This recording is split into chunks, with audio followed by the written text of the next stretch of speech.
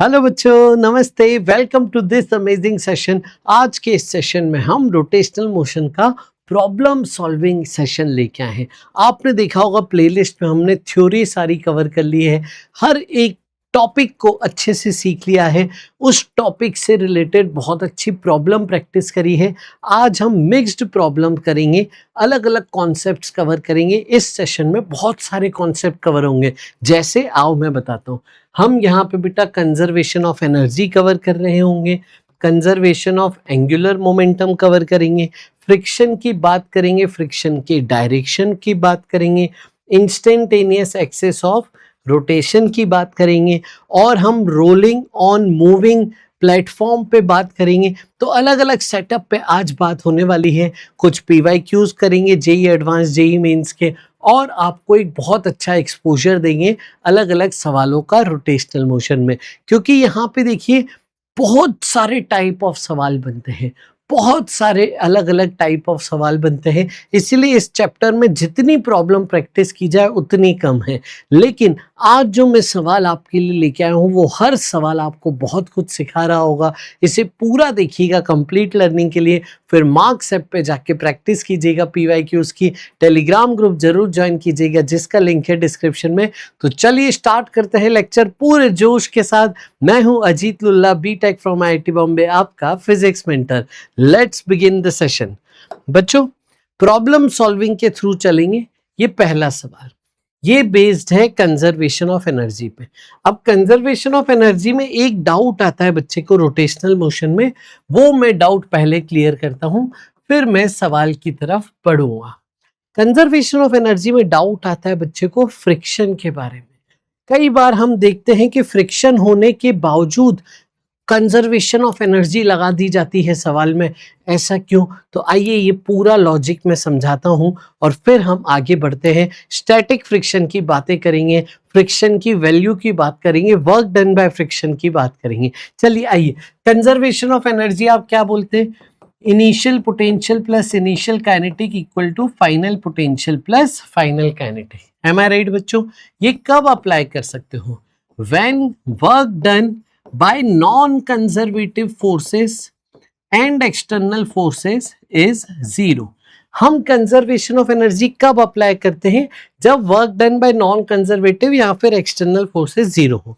इसका मतलब कैसे हो सकता है? यहाँ तो कोई नॉन कंजर्वेटिव फोर्स लगे ही नहीं, जैसे फ्रिक्शन, यहाँ तो फ्रिक्शन लगे ही नहीं, या फिर अगर लगे तो उनका वर्क डन जीरो हो। नॉन कंजर्वेटिव या फिर कोई एक्सटर्नल फोर्स लग रहा है तो उसका वर्क डन जीरो होगा, तब भी आप कंजर्वेशन ऑफ एनर्जी यहाँ पे अप्लाई कर सकते हैं। अब नेक्स्ट चीज मैं आपसे पूछूंगा कि प्योर रोलिंग का कंसेप्ट क्या होता है।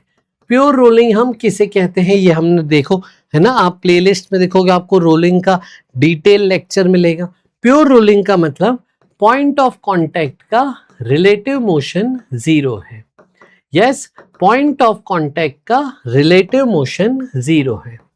No relative motion, no relative motion of point of contacts. जो दो सरफेसेस हैं, यहाँ पे POC मतलब पॉइंट ऑफ कांटेक्ट, दो जो कांटेक्ट सरफेसेस हैं, दो जो पॉइंट ऑफ कांटेक्ट्स हैं, उनका रिलेटिव मोशन ना होना चाहिए, नहीं होना चाहिए। ये किसकी? देखिए, अगर आप फ्रिक्शन के बारे में चाहेंगे डिटेल में बात करना तो फ्रिक्शन के बारे में हम जानते हैं कि फ्रिक्शन क्या चाहता है, फ्रिक्शन क्यों एक्ट करता था। फ्रिक्शन एक्ट इसलिए करता था to stop relative motion between point of contact, to stop relative motion between point of contact. Am I right? Yes. क्या ये दोनों सेम सेम बातें नहीं लग रही? इसका मतलब फ्रिक्शन ही तो वो फोर्स है जो प्योर रोलिंग करवाना चाह रहा है। इसलिए काफी सारे केसेस में फ्रिक्शन के बिना प्योर रोलिंग नहीं हो रही होती है। सबसे पहली चीज तो फ्रिक्शन की चाहत क्या है? प्योर रोलिंग हो। फ्रिक्शन चाहता है प्योर रोलिंग हो। फ्रिक्शन यहाँ पे ये नहीं चाहेगा कि चीजें रेस्ट पे रहें। अगर आप फोर्स लगाओगे तो चीजें चल रही होंगी, लेकिन चले किस तरीके से? प्योर रोलिंग तरीके से चले, ये फ्रिक्शन चाह रहा होगा। अब आगे बढ़ाते हैं कहानी को। सपोज मैं ग्राउंड पे प्योर रोलिंग करता हूं, जो हम केस कर चुके हैं। पॉइंट ऑफ कांटेक्ट है P इंस्टेंटेनियसली रेस्ट पे है। इस इंस्टेंट पे इंस्टेंटेनियसली रेस्ट पे है। यहाँ पे जब वो जमीन के टच में है, बॉडी घूमते हुए जा रही है, लेकिन इस इंस्टेंट पे पी रेस्ट पे, थोड़ी देर बाद उसकी स्पीड आ जाएगी, पी इंस्टेंटेनियसली रेस्ट पे है। यही प्योर रोलिंग की यहाँ पे परिभाषा है। अच्छा, प्योर रोलिंग का मतलब ये भी होता है नो स्लाइडिंग। स्लाइडिंग नहीं हो रही है, मतलब ये पॉइंट घिस नहीं रहे हैं। अच्छा, घिस नहीं रहे हैं तो काइनेटिक फ्रिक्शन नहीं आ रहा है, तो जो फ्रिक्शन एक्ट कर रहा है वो स्टैटिक फ्रिक्शन एक्ट कर रहा है। सबसे पहली चीज कि प्योर रोलिंग में जो फ्रिक्शन एक्ट करता है वो स्टैटिक फ्रिक्शन एक्ट करता है। इम्प्योर रोलिंग होगी ना तो स्लाइडिंग है। इम्प्योर रोलिंग मतलब स्लाइडिंग हो रही है, स्लाइडिंग जब हो रही है तब फ्रिक्शन जो आएगा वो काइनेटिक फ्रिक्शन आएगा। प्योर रोलिंग में स्टैटिक फ्रिक्शन आएगा। अब यहाँ पे बात करते हैं वर्क डन बाय फ्रिक्शन की। जी हाँ बेटा, अब हम बात करते हैं यहाँ पे वर्क डन बाय फ्रिक्शन की। ध्यान से सुनिए, फ्रिक्शन का सिस्टम पे वर्क डन होता है, फ्रिक्शन की वैल्यू इनटू रिलेटिव डिस्प्लेसमेंट। अब देखिए यहाँ पे नो स्लाइडिंग का मतलब रिलेटिव डिस्प्लेसमेंट ही जीरो है। अगर मैं सिर्फ इस बॉडी पे बात करूं वर्क डन बाय फ्रिक्शन की, तो इस बॉडी पे फ्रिक्शन तो लग रहा है, ठीक है, मान लेते हैं फ्रिक्शन आगे लग रहा है या पीछे, जैसा भी सिचुएशन हो। तो फ्रिक्शन अगर मान लो मैं आगे लग रहा है, तो इस पॉइंट का इस वक्त डिस्प्लेसमेंट का वर्ड कितना है, जीरो। तो ये पॉइंट छोटे से टाइम इंटरवल में चल ही नहीं रहा है, तो फ्रिक्शन तो है बट डिस्प्लेसमेंट जीरो है। इसीलिए प्योर रोलिंग में work done by friction zero है। इसीलिए ये कंडीशन अप्लाई कर सकते हैं कि work done by friction zero है, तो मैं कंजर्वेशन ऑफ एनर्जी अप्लाई कर सकता हूं बेटा, क्योंकि फ्रिक्शन भले लग रहा हो बट वो स्टैटिक फ्रिक्शन है, स्लाइडिंग नहीं है, प्योर रोलिंग है, तो work done by friction zero है, work done by non conservative zero, इसलिए conservation of energy can be applied. अब कंजर्वेशन ऑफ एनर्जी अप्लाई कर लेते हैं एक बेसिक सा छोटा सा एग्जाम्पल लेके। चलिए, h हाइट है बेटा, m मास है ना, कोई भी बॉडी है, चलो ये जब नीचे गिरा, इसकी स्पीड आ गई v, एंगुलर स्पीड आ गई ओमेगा, और आपको बोला है सफिशिएंटली रफ। सफिशिएंटली रफ का मतलब क्या है, ये हमने जब रोलिंग अलोंग इंक्लाइन प्लेन पढ़ा था तब भी बात करी थी। सफिशिएंटली रफ मतलब फ्रिक्शन अपना काम कर देगा। फ्रिक्शन का काम क्या है, प्योर रोलिंग कराना, तो प्योर रोलिंग हो जाएगी, तो इसका मतलब एनर्जी कंजर्व्ड है। तो initial potential plus initial kinetic equal to final potential plus final kinetic. अब देखिए यू इनिशियल क्या आ जाएगा, mgh, के इनिशियल मान लीजिए रेस्ट से छोड़ा है, फाइनली जमीन पे आ गया, और यहाँ पे काइनेटिक एनर्जी जो हम लेते हैं वो ट्रांसलेशनल और रोटेशनल दोनों की लेते हैं। तो ये बेसिकली क्या होती है मैं बता दूं, half mass into V centre of mass का square plus half I centre of mass के अबाउट इनटू ओमेगा का स्क्वायर। ये काइनेटिक एनर्जी हो गई उस बॉडी की जो घूम भी रही है और चल भी रही है। Half M V com square plus half I omega square. I किसके अबाउट, सेंटर ऑफ मास के अबाउट, और ये वी किसकी, सेंटर ऑफ मास की। तो इस तरीके से यहाँ पे कंजर्वेशन ऑफ एनर्जी कर सकते हैं। इसके और भी सवाल अभी हम कर रहे होंगे।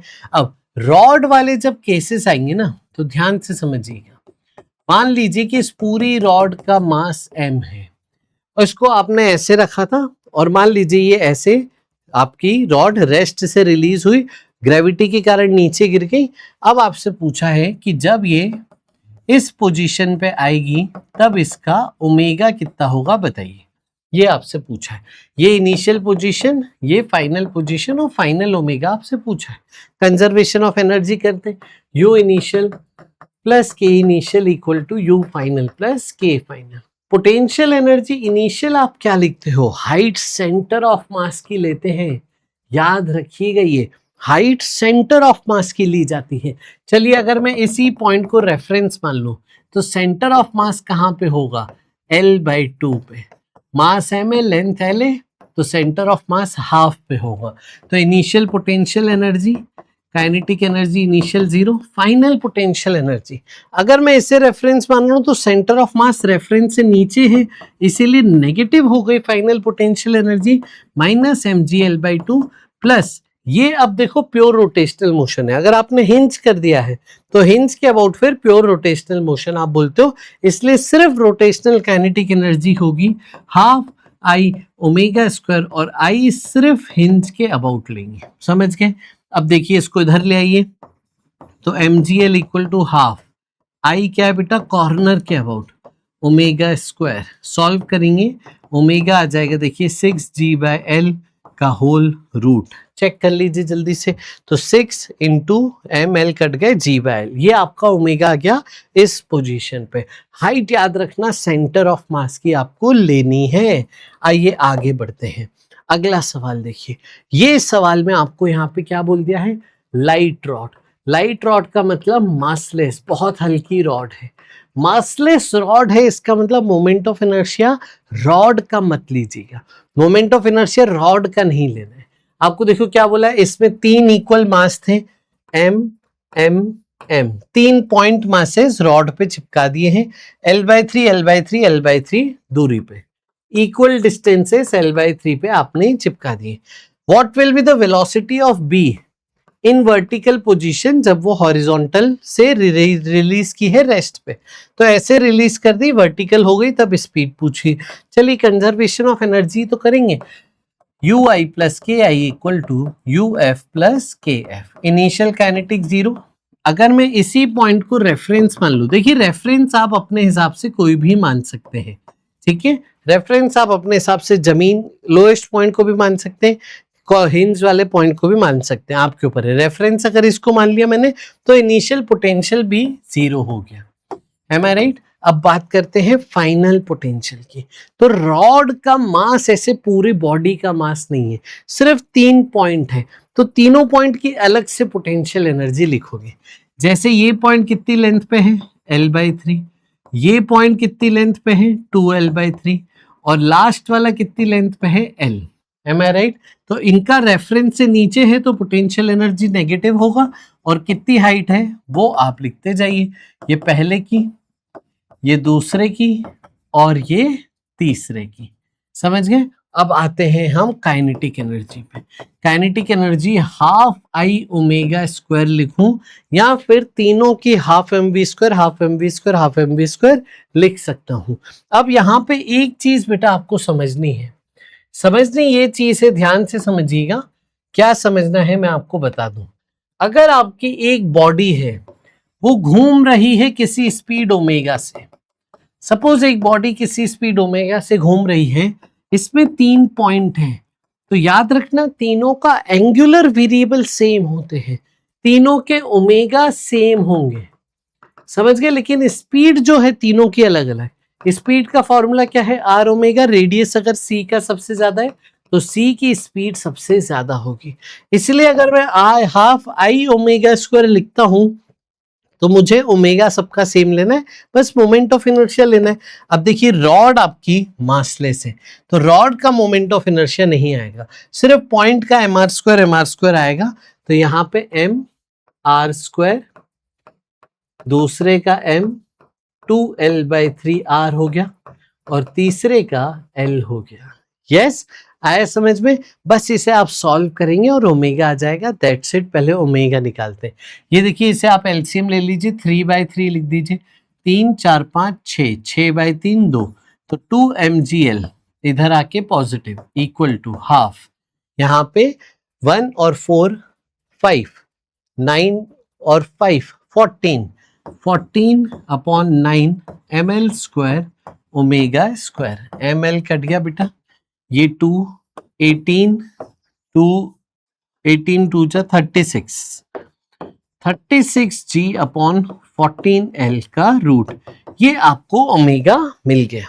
अब बताइए यहाँ पे स्पीड ऑफ बी क्या होगी, स्पीड ऑफ बी होगी आर ओमेगा, आर क्या है इसका, हिंज से रेडियस लेंगे 2l/3 into omega 36/18 g/l, M I right. अब इन सबको अंदर ले जाओ, तो रूट में 36/18, ये अंदर जाएगा तो 4/9, यस, ये कटा यहां से 4, 2 से कटेगा ये 9, एम आई राइट बच्चों। एक बार चेक करो तो जल्दी से कहाँ पे गड़बड़ी हो रही है, ये है 36/14 सर, 36/18 नहीं है, 36/14 है, यस।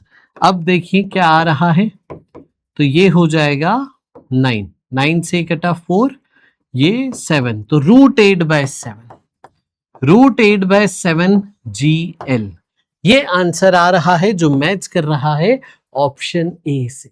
अगर यहीं पे रॉड का मास भी दे देता तो रॉड का मास देने पे रॉड की पोटेंशियल एनर्जी क्या लेते, रॉड की potential energy mgh, L/2 height of centre of मास भी आती है, और रॉड का मोमेंट ऑफ इनर्शिया भी आ जाता कॉर्नर के अबाउट। समझ गए बेटा, है ना, ये ध्यान रखना। चलिए एक और कंजर्वेशन ऑफ एनर्जी का सवाल बताता हूं और आपको बड़ा मजा आएगा ये सवाल करके, है ना। लेकिन इसमें रोलिंग ऑन मूविंग प्लेटफॉर्म का कॉन्सेप्ट लगेगा, वो कॉन्सेप्ट मैं आपको अभी क्लियर कर देता हूं, फिर ये सवाल कराऊंगा। तो आइए, रोलिंग ऑन मूविंग प्लेटफॉर्म भी आपको यहां पे सॉल्व करा देते हैं। तो ध्यान से सुनिएगा, रोलिंग ऑन मूविंग प्लेटफॉर्म, अगर आप देखिए ग्राउंड पे प्योर रोलिंग की बात कर रहे होते हैं तो आप कहते हैं V = R⍵। इसका कारण क्या था, आपने ट्रांसलेशनल मोशन देखा, उसमें सबकी स्पीड सेम थी। रोटेशनल मोशन जब देखा तो वो देखिए घूम ऐसे रहा है, तो रोटेशनल मोशन के कारण सबकी स्पीड R⍵ इस सेंस में आपकी ऐड होती जाएगी, हर एक की टेंजेंशियल स्पीड ऐड हो जाएगी R⍵। डायरेक्शन देखिए, तो वेक्टर एडिशन ऑफ ट्रांसलेशनल और रोटेशनल मोशन अगर मैं करूं और point P, point of contact की वेलोसिटी निकालूं, तो ट्रांसलेशनल के कारण V, रोटेशनल के कारण पीछे की तरफ R⍵, और प्योर रोलिंग की कंडीशन क्या है, स्लाइडिंग नहीं होनी चाहिए, जमीन रेस्ट पे है तो पॉइंट P भी इस इंस्टेंट पे रेस्ट पे होना चाहिए, उसकी स्पीड 0 होने के लिए ये दोनों बैलेंस होने चाहिए। ये आपकी प्योर रोलिंग ऑन ग्राउंड की कंडीशन हो गई। अब सोचो ये प्लेटफॉर्म ही मूविंग होता तो, आइए इस तरीके से मान लीजिए ये V⍵ और इसकी स्पीड है V ऑफ प्लेटफॉर्म। अगर मैं प्लेटफॉर्म को ही नीचे से खींच रहा हूं वेलोसिटी P से, तब देखिए पॉइंट ऑफ कांटेक्ट की आपको वेलोसिटी सेम करनी है। चलिए P पॉइंट की वेलोसिटी हमने क्या लिखी थी, V आगे R⍵ पीछे, और प्लेटफॉर्म की वेलोसिटी क्या है, V प्लेटफॉर्म। यस, तो पॉइंट ऑफ कांटेक्ट की वेलोसिटी सेम होनी चाहिए, मतलब वेलोसिटी ऑफ पॉइंट P किसके बराबर होना चाहिए, वेलोसिटी ऑफ प्लेटफॉर्म के। ये कंडीशन हुई प्योर रोलिंग की, ये कंडीशन हुई नो स्लाइडिंग की। पॉइंट ऑफ कांटेक्ट की वेलोसिटी साथ में होनी चाहिए, पॉइंट ऑफ कांटेक्ट साथ में सेम वेलोसिटी की होनी चाहिए। तो अब देखिए यहां से रिलेशन क्या बनेगा, V - R⍵। ये P की वेलोसिटी आगे की तरफ हो गई V - R⍵, ये किसके बराबर हो, प्लेटफॉर्म की वेलोसिटी के। दैट्स इट बच्चों, समझ में आया पक्का। अब देखिए अलग अलग केसेस बना सकते हैं यहाँ पे। मान लीजिए कि आपकी ये वेलोसिटी V1 ω1 और जो प्लेटफॉर्म है उसको आप पीछे की तरफ खींच रहे हो V2 स्पीड से, पीछे की तरफ खींच रहे हो। अब बताइए यहाँ पे प्योर रोलिंग की कंडीशन, तो आइए देखिए इस पॉइंट पे V1 आगे घुमाने के कारण R⍵1 पीछे, प्लेटफॉर्म कहां जा रहा है, इस तरफ V2 स्पीड से। अब P पॉइंट की जो नेट स्पीड है इधर होनी चाहिए सबसे पहली बात तो R⍵ बड़ा कि V बड़ा, R⍵ बड़ा होना चाहिए, तो R⍵ - V1, ये हो गई P पॉइंट की नेट स्पीड इस डायरेक्शन में, प्लेटफॉर्म की स्पीड इस डायरेक्शन में, बस इन दोनों को इक्वेट करेंगे, ये हो गया आपका प्योर रोलिंग की कंडीशन। यहाँ पे प्योर रोलिंग में V1 = R⍵1 नहीं लिख सकता हूं मैं, ये V1 = R⍵1 प्योर रोलिंग की कंडीशन नहीं है, यहाँ प्योर रोलिंग की कंडीशन ये है। आई बात समझ में। चलो एक सवाल करते हैं प्योर रोलिंग की कंडीशन को सेटिस्फाई कराते हुए। ये देखिए एक सवाल है, दो प्लेटफॉर्म है, ऊपर वाला प्लेटफॉर्म V स्पीड से पीछे जा रहा है, नीचे वाला प्लेटफॉर्म 3V स्पीड से आगे जा रहा है। यहां पे जो हमारा स्फीयर है, इस स्फीयर का भी मैं आपको बता देता हूं, ये स्फीयर आगे की तरफ जा रहा है V0 से और घूम रहा है ω0 स्पीड से। अब आपसे पूछा है कि यहाँ पे एंगुलर स्पीड बताइए और लीनियर स्पीड v नॉट और v का रिश्ता बताइए। ठीक है, मोर देन वन करेक्ट भी आंसर ये हो सकता है। तो इक्वेशन क्या क्या बनेगी वो समझना हमें जरूरी था। आइए, तो जहां जहां से टच में है वो पॉइंट देखने हैं। तो टच में कितने हैं? 2 पॉइंट है बेटा टच में। एक टॉप पॉइंट ए मान लेता हूं, एक बॉटम पॉइंट बी मान लेता हूं। ए की स्पीड क्या होगी सोचो। ट्रांसलेशनल मोशन से वी नॉट आगे और इससे घुमा रहे हो तो आर ओमेगा भी आगे। बी की स्पीड क्या होगी? बी पॉइंट पे ट्रांसलेशनल आगे और आर ओमेगा पीछे की तरफ। समझ गए? अब देखिए नीचे से जो प्लेटफॉर्म था वो 3v से इधर जा रहा था, ऊपर से जो प्लेटफॉर्म था वो कितनी स्पीड है? v स्पीड से पीछे जा रहा था। तो प्योर रोलिंग यहाँ 2 सरफेसेस पे काउंट करनी है, एक टॉप सरफेस पे और एक बॉटम सरफेस पे। बॉटम सरफेस पे इधर नेट स्पीड है, इसका मतलब v नॉट बड़ा होगा, तो इक्वेशन बनेगी v naught minus R omega naught equal to 3 times v। ये एक इक्वेशन बनेगी। सेकेंड इक्वेशन टॉप पे देखिए आप, टॉप पे यहाँ पे ओमेगा का डायरेक्शन गलत दिया है कि सर हमने, एक बार चेक कीजिए। तो ऐसे तो ओमेगा का डायरेक्शन यहाँ पे गलत हो जाएगा। एक बार हम सवाल देख लेते हैं, कहीं मिस प्रिंटिंग तो नहीं है सवाल में। सवाल दिखाइए कंप्यूटर जी, सवाल दिखाइए। यस, ओमेगा नॉट का आपने सर डायरेक्शन उल्टा ले लिया है। आ जाइए, ओमेगा नॉट इस तरफ होगा। ठीक है, आ जाइए। तो ओमेगा नॉट अगर इस तरफ होगा तो हमारा ये डायरेक्शन भी चेंज हो जाएंगे। ओके, ओमेगा नॉट इस तरफ। ठीक है, आ जाओ जल्दी से करो बच्चों, आंसर मैच करो।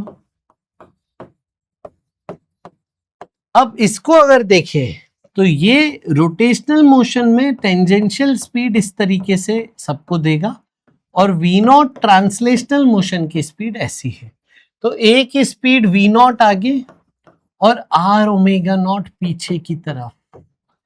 यस, तो यहां पे देखिए ऊपर वाला सरफेस पीछे जा रहा है तो ए की नेट स्पीड वी होनी चाहिए पीछे की तरफ, तो आर ओमेगा नॉट बड़ा होना चाहिए। इसका मतलब R omega naught minus V naught equal to V. ये आपकी पहली इक्वेशन होगी। सेकेंड इक्वेशन की बात करें तो आर ओमेगा और वी का डायरेक्शन सेम है यहाँ पे, तो बी की जब वेलोसिटी सेम करूंगा, बी पे प्योर रोलिंग की कंडीशन लगाऊंगा, तो मैं लिखूंगा V naught plus R omega naught equal to 3v। That's it बच्चों, आप सॉल्व कर लीजिए। बस क्या करें, इन दोनों को ऐड कर दें। देखो ऐड करो तो वी नॉट कट जाएगा, 4r omega naught equal to 4v। Check करो तो जरा, इधर 2 आएगा सर। देखो ये दोनों ऐड हो गए, ये सब्ट्रैक्ट हो गए, 2r omega naught equal to 4v। इससे ओमेगा नॉट कितना आ गया? 2v by are. समझ गए? अब ये ओमेगा नॉट यहाँ पे पुट कर दो। ठीक है, ओमेगा नॉट पुट कर दो तो ये हो जाएगा 2v by R minus V naught equal to v। तो इसको सॉल्व करके वी नॉट वी के बराबर आ गया। तो यहां से देखिए वी नॉट वी के बराबर है और ओमेगा 2v बाय आर, इसके 2 ऑप्शन यहाँ पे सही हुए। आया बेटा समझ में? मूविंग प्लेटफॉर्म के साथ प्योर रोलिंग मतलब पॉइंट ऑफ कांटेक्ट की वेलोसिटीज सेम, बी की वेलोसिटी इसी प्लेटफॉर्म के बराबर, ए की वेलोसिटी इसी प्लेटफॉर्म के बराबर। अब आते हैं कंजर्वेशन ऑफ एनर्जी वाले ये सवाल पे। सवाल को पढ़िए, सॉल्व करिए, फिर पॉज करके सॉल्व करके फिर अपना आंसर निकाल के फिर मेरा सॉल्यूशन देखिएगा। बहुत ही शानदार सवाल। सवाल क्या कह रहा है? पूरा जो वेज है वो मूवेबल है, ग्राउंड यहाँ पे स्मूथ है, हमने hollow sphere M mass radius R को टॉप से रिलीज कर दिया तो हॉलो स्फीयर नीचे गिरेगा तो वेज पीछे की तरफ जा रहा होगा। फ्रिक्शन सफिशिएंट है यहाँ पे प्योर रोलिंग के लिए, मतलब ये जो हॉलो स्फीयर है रोल होते हुए आ रहा होगा, रेडियस आर है। आपको बोला है जब वो हॉरिजॉन्टली लीव करेगा, मतलब उसकी वेलोसिटी हॉरिजॉन्टल जब हो जाएगी तब velocity of centre of mass of sphere बताइए। समझ गए क्या है सवाल? आइए इस सवाल को सॉल्व करना हम स्टार्ट करते हैं। तो देखिए बहुत मजेदार सवाल है ये।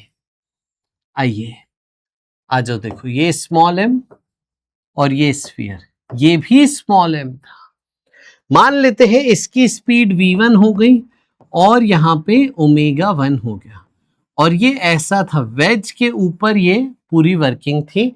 जस्ट बिफोर वेज से अलग होते टाइम यहाँ पे इसका डायग्राम बना दिया है। तो इसकी सेंटर की स्पीड v1 और ओमेगा आपको दिया है। अब मैं m की स्पीड v2 मान लेता हूं पीछे की तरफ। बॉल आगे गिरेगी तो वेज पीछे जाएगा क्योंकि जमीन फ्रिक्शनलेस थी।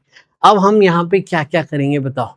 ऐसे सवाल हमने करें कि नहीं करें? जस्ट पिछले चैप्टर में करे थे कंजर्वेशन ऑफ मोमेंटम में। सेम सवाल कंजर्वेशन ऑफ मोमेंटम में किया है, जहां पे हमने रोलिंग नहीं इक्वेट करी थी। बस रोलिंग के बिना हमने स्लाइडिंग वाले केस का, बिना फ्रिक्शन का केस का हमने सेंटर ऑफ मास चैप्टर में पढ़ा हुआ होता है। इसमें रोलिंग भी आ गई, तो कैसे सॉल्व करेंगे आइए देखिए। तो सबसे पहले तो conservation of momentum, initial momentum बराबर final momentum. Initial momentum system rest पे था, फाइनली ये मास इधर आगे जा रहा है इसका पॉजिटिव, वो पीछे जा रहा है उसका नेगेटिव। देखो सॉल्व करोगे इससे v1 इक्वल टू v2 आपको मिल गया। ठीक है, दोनों की स्पीड सेम हो गई। अब आप मेरे को बताओ v और ओमेगा में क्या रिश्ता होगा? सर प्योर रोलिंग है, v equal to R omega कर देंगे, और यहीं आप गलत हो गए। अब ध्यान से सुनो, प्योर रोलिंग है लेकिन ये मूविंग प्लेटफॉर्म पर है। ये जो मूविंग प्लेटफॉर्म है इसकी खुद की स्पीड पीछे की तरफ है v, है ना बेटा? यस। तो अब जब आप पॉइंट की स्पीड की बात करेंगे तो प्लेटफॉर्म के बराबर करना है ना, तो यहां से रिश्ता क्या आया? आर ओमेगा माइनस वी, ये पॉइंट ऑफ कांटेक्ट की वेलोसिटी किसके बराबर? v के बराबर। नेट स्पीड इधर होनी चाहिए इसलिए आर ओमेगा बड़ा होना चाहिए। इसका मतलब R omega equal to 2v। ये प्योर रोलिंग की कंडीशन है भैया यहाँ पे। तो ओमेगा को लिख दीजिएगा 2v/r। फिर हम करेंगे conservation of energy, loss in potential energy. Sphere नीचे है h height, loss in potential energy equal to gain in kinetic energy. अब देखिए काइनेटिक एनर्जी किस किस की होगी? वेज की काइनेटिक एनर्जी हाफ mv² और गोले की हाफ mv² और हाफ i ओमेगा स्क्वायर भी। तो आप देखिए 2 बार हाफ mv², मास सेम है, स्पीड सेम है, plus half i omega square. ये कितना हो गया बेटा? mv² प्लस हॉलो स्फीयर दिया था 2/3 mr²। ओमेगा को क्या रखिए सर? ये देखिए ओमेगा को ये रखिए, तो ओमेगा स्क्वायर क्या आ जाएगा? 4v²/r²। ये कट गया, ये 2 से 2 कट गया, ये 1 प्लस 4/3 mv² कॉमन, ये आ गया 7/3। देखिए आंसर आ गया बेटा यहाँ से। तो m से m कट गया, 3gh/7 का होल रूट। ये आपको स्पीड मिल चुकी है सेंटर ऑफ स्फीयर की। आइए देखिए कौन सा ऑप्शन यहाँ मैच कर रहा है। ऑप्शन नंबर सी में है 3/7 रूट में और ए में है 5/7 रूट में। हमारा 3/7 आया है तो सी इज द आंसर। आया बेटा समझ में कंजर्वेशन ऑफ एनर्जी कैसे लगा रहे हैं? आइए अब थोड़े से सवाल करते हैं जहां पे फ्रिक्शन के डायरेक्शन की बात होगी। ये रहा सवाल। एक सॉलिड स्फीयर को incline plane, rough incline plane पे आपने यहाँ पे प्योर रोलिंग करवाई। पहले आपने उसको नीचे से ऊपर भेजा तो वो ऊपर मैक्सिमम हाइट तक पहुंचा, फिर रोल बैक होके नीचे आया और रोलिंग पूरे टाइम थी। ऊपर जाते टाइम का फ्रिक्शन है फ्रिक्शन अप, नीचे आते टाइम का फ्रिक्शन है फ्रिक्शन डाउन। ये स्टैटिक फ्रिक्शन है दोनों के, ऊपर जाते टाइम और नीचे आते time. Which option correctly describes the direction of forces? In friction का डायरेक्शन बताइए। ऊपर जाते टाइम फ्रिक्शन कहाँ था, नीचे आते टाइम फ्रिक्शन कहाँ था? क्या एक ऊपर एक नीचे, एक नीचे एक ऊपर, दोनों ऊपर या दोनों नीचे? आइए इस पे बात करते हैं। देखिए फ्रिक्शन का डायरेक्शन निकालने के लिए मैं आपको पहली स्टेप हमेशा बोलूंगा, अज्यूम नो फ्रिक्शन। फिर हम एनालिसिस करेंगे और फिर हम फाइंड करेंगे डायरेक्शन ऑफ फ्रिक्शन। समझ गए? पहले हम क्या करेंगे, पहले हम नहीं सोचेंगे फ्रिक्शन कहाँ लगेगा कहाँ लगेगा। फ्रिक्शन के बिना हम एफबीडी बनाएंगे, टॉर्क वॉर्क देखेंगे, फिर हम सोचेंगे प्योर रोलिंग की रिक्वायरमेंट क्या है, फिर हम सोचेंगे फ्रिक्शन कहाँ लगेगा। अब देखिए इंक्लाइन प्लेन पे अगर मैं यहाँ पे किसी भी ऑब्जेक्ट का एफबीडी बनाता हूँ तो मुझे ये पता है कि mg के component along the incline mg sine theta, इस तरफ mg कॉस थीटा और इस तरफ नॉर्मल रिएक्शन ये लगते हैं। Am I right? इन सब का टॉर्क बताइए सेंटर के अबाउट, सेंटर के अबाउट इन सब का टॉर्क बताइए क्या हो गया, सब सेंटर से ही पास कर रहे हैं तो इन तीनों का टॉर्क सेंटर के अबाउट 0 हो चुका है। तो एंगुलर एक्सीलरेशन किसने दिया, इनमें से किसी ने नहीं दिया। अब एक्सीलरेशन किधर होगा, देखिए ये दोनों तो बैलेंस, इसके कारण नीचे की तरफ एक्सीलरेशन होगा। ठीक है, अब आपको बोला है ये फिक्स्ड इंक्लाइन है, पिछले वाले में तो मूवेबल वेज में मेंशन किया था कि मूवेबल वेज है, यहाँ पे इंक्लाइन फिक्स है। अगर फिक्स इंक्लाइन है तो इस पॉइंट की स्पीड क्या होनी चाहिए, 0, इस पॉइंट का एक्सीलरेशन 0, तो पॉइंट ऑफ कांटेक्ट का भी एक्सीलरेशन 0 होना चाहिए। तो ए कॉम को कैंसिल करने के लिए, एक्सीलरेशन को कैंसिल करने के लिए इस पॉइंट पे आर अल्फा कैसे आएगा, अल्फा फिर आपको ऐसे घुमाना होगा ताकि आर अल्फा पीछे आ जाए और A equal to R alpha pure rolling की कंडीशन बैठ जाए यहाँ पे। तो आपकी रिक्वायरमेंट क्या है, अल्फा इस तरीके से घुमाना है। अल्फा देने वाला कौन, टॉर्क देने वाला कौन, एक ही तो फोर्स है फ्रिक्शन। अगर फ्रिक्शन इधर लगता तो टॉर्क ऐसा लगता, अल्फा ऐसा था, बट ऐसा तो चाहिए नहीं हमें। तो इसका मतलब अल्फा कैसा लग रहा है, सोचिए अल्फा यूं लग रहा है तो फ्रिक्शन यूं पीछे लगेगा अल्फा का डायरेक्शन देने के लिए। इसका मतलब फ्रिक्शन किधर लग रहा है, अप द इंक्लाइन, ऊपर की तरफ फ्रिक्शन लग रहा है। अब दोनों केसेस पे बात करते हैं। वेलोसिटी ऊपर थी और सेकेंड केस नीचे आते टाइम वेलोसिटी नीचे थी। तो आपने रोल करके छोड़ दिया तो कोई फोर्स तो लगाया नहीं, एक ही फोर्स है बस ग्रेविटी का। तो ग्रेविटी के कारण एक्सीलरेशन नीचे की तरफ ही होगा, तभी तो वो जाके रुक रहा है, या रिटार्डेशन है। तो एक्सीलरेशन नीचे, तो अल्फा कैसा चाहिए, इसी तरफ चाहिए अल्फा, तो फ्रिक्शन ऊपर ही लगाना होगा। नीचे आते टाइम एक्सीलरेशन इधर ही तो होगा, तो अल्फा कैसे चाहिए, इसी तरफ, ताकि आर अल्फा इसको कैंसिल कर दें। इसका मतलब फ्रिक्शन पीछे ही लगाना होगा ताकि अल्फा ऐसा मिले। दोनों केस में ए और अल्फा का डायरेक्शन सेम है, ऊपर जाते टाइम नीचे जाते टाइम, इसीलिए दोनों केस में फ्रिक्शन का भी डायरेक्शन सेम है। फ्रिक्शन दोनों केसेस में ऊपर लग रहा है। आइए आगे चलते हैं, अगला सवाल देखिए आपके सामने। ये फिगर आपको 3 आइडेंटिकल योयो शो कर रहा है। ईच योयो में अलग अलग तरीके से एफ फोर्स लगाया गया है अलग अलग लोकेशंस में। आपको ये बोला है सफिशिएंट फ्रिक्शन है तो प्योर रोलिंग होगी, जमीन पे ग्राउंड पे हो रही है pure rolling. Free body diagram में ये बताओ फ्रिक्शन कहाँ लगेगा, सबसे पहली चीज। फिर बताओ ये रोटेट किस डायरेक्शन में होंगे। ठीक है, समझ गए। चलो पहला केस हम सोचते हैं, दूसरा, तीसरा। पहला केस सोचते हैं, आपको सोचना सिखाएं। तो मान लीजिए फ्रिक्शन लग ही नहीं रहा है, ये फोर्स है, इसके कारण एक्सीलरेशन सेंटर ऑफ मास का आगे जाएगा। प्योर रोलिंग के लिए जमीन पे ए कॉम आर अल्फा बैलेंस होने चाहिए, तो आर अल्फा पीछे की तरफ होगा तभी वो बैलेंस कर पाएंगे प्योर रोलिंग पे। अब पीछे की तरफ टॉर्क भी तो चाहिए। यहां पे देखिए सेंटर के अबाउट ये टॉर्क कैसे दे रहा है, सेंटर के अबाउट तो ये इस तरीके से टॉर्क दे रहा है। देखिए सेंटर से ये पॉइंट नीचे पे फोर्स लगा रहे हो तो ये तो ऐसे टॉर्क दे रहा है। यस, यानी ये अपोजिट है, एक्चुअल रिक्वायरमेंट हमें ये चाहिए। इसका मतलब ये अल्फा कौन दे रहा होगा, बोलो तो जरा। ये अल्फा दे रहा होगा आपका फ्रिक्शन।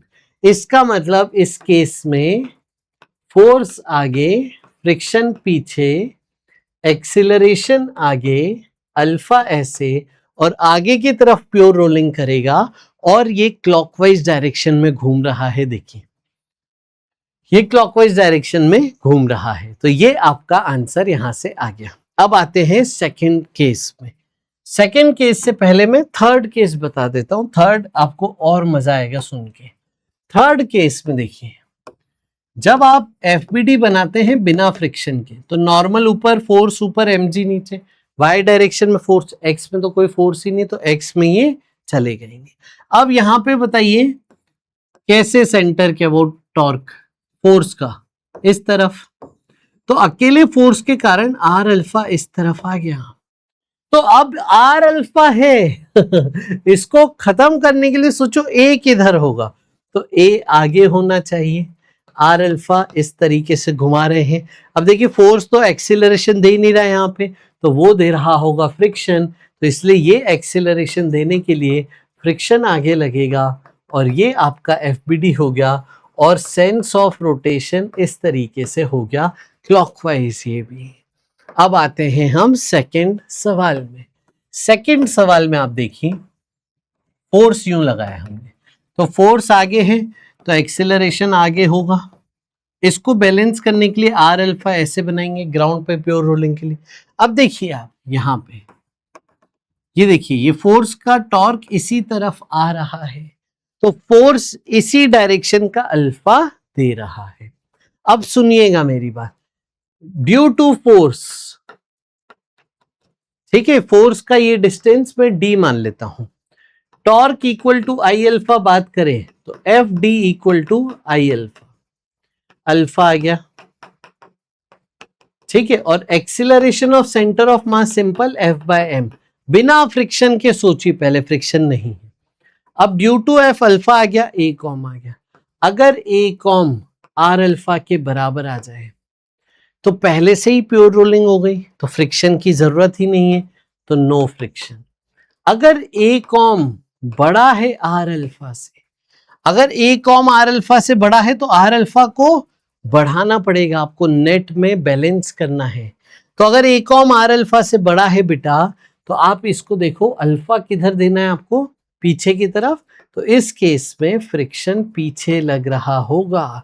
और अगर ए कॉम छोटा है आर अल्फा से तो आपको फ्रिक्शन आगे लगाना होगा। तो ये तीन केस इसमें बनते हैं, लेकिन ये तीनों केसेस में बात एक तो तय है कि एक्सेलरेशन सेंटर ऑफ मास का आगे होगा क्योंकि फोर्स आगे है, प्योर रोलिंग में इसी तरीके से घुमाना पड़ेगा, तो ये क्लॉकवाइज हो गया। यानी आप देखो इन तीनों केस में क्लॉकवाइज है।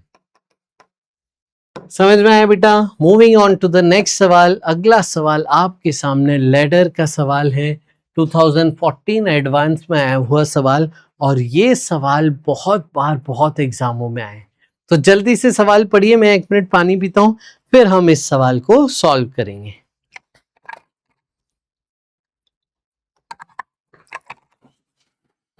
यस बेटा, पढ़ लिया? चलो इसका अब मैं फुल बॉडी डायग्राम बनाऊंगा, कंप्लीट बॉडी का डायग्राम, ठीक है, इस तरीके से।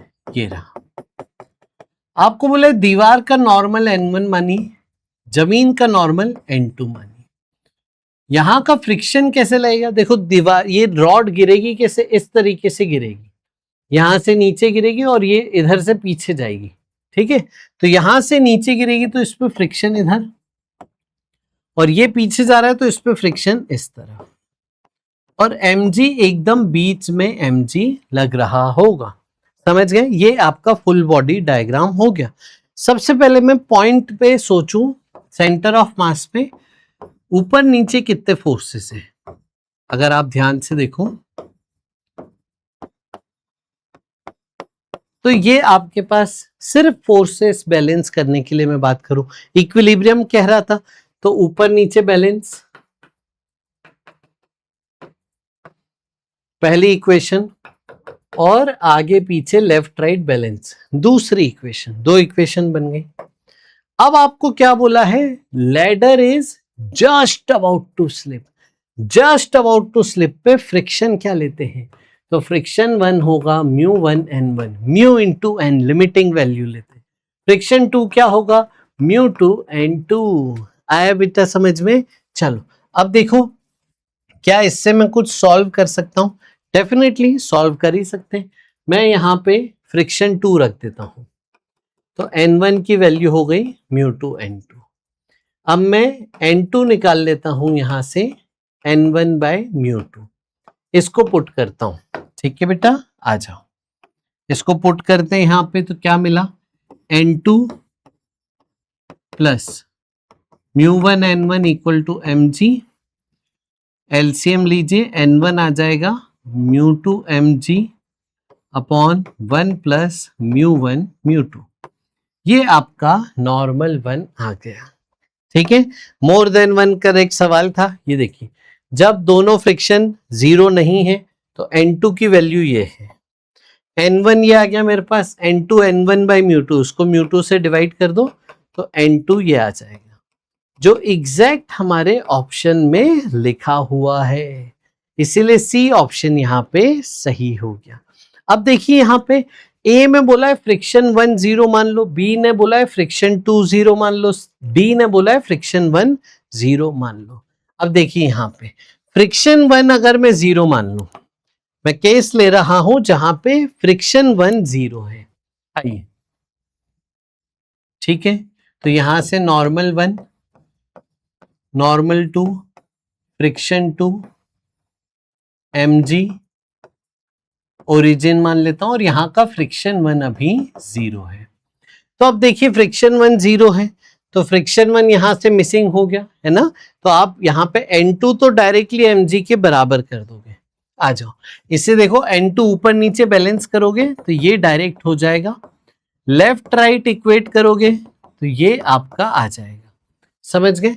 लेकिन थीटा के टर्म्स में बोल रहा है, अगर आप ध्यान से देखो, ये थीटा के टर्म्स में नॉर्मल रिएक्शन बोल रहे हैं, यहां से थीटा तो आया ही नहीं कुछ, ठीक है। तो अब यहाँ पे रेस्ट पे है बॉडी, तो नेट फोर्स बैलेंस और नेट टॉर्क भी बैलेंस करना पड़ेगा, नेट टॉर्क 0 करना पड़ेगा आपका, बॉडी रेस्ट पे है। तो अब किस पॉइंट के अबाउट करूं sir net torque 0, A B C या ओ, देखो बॉडी रेस्ट पे है तो हर पॉइंट के अबाउट नेट टॉर्क 0 होगा, चाहे ए से करो, चाहे बी से करो, चाहे ओ से करो, चाहे सेंटर ऑफ मास से करो, हर पॉइंट से नेट टॉर्क 0 हो रहा होगा।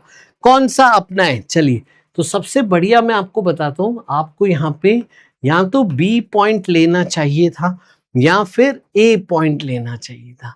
क्यों, बी के अबाउट निकालते हैं तो नॉर्मल और फ्रिक्शन का टॉर्क ही 0 हो जाता है, तो मैं बी के अबाउट करता हूं, बड़ा आसान है, देखिए ये N1 ये mg, बस इन दोनों का ही टॉर्क देखना है, नॉर्मल और फ्रिक्शन 2 का टॉर्क 0 हो जाएगा क्योंकि B से परपेंडिकुलर डिस्टेंस 0 है।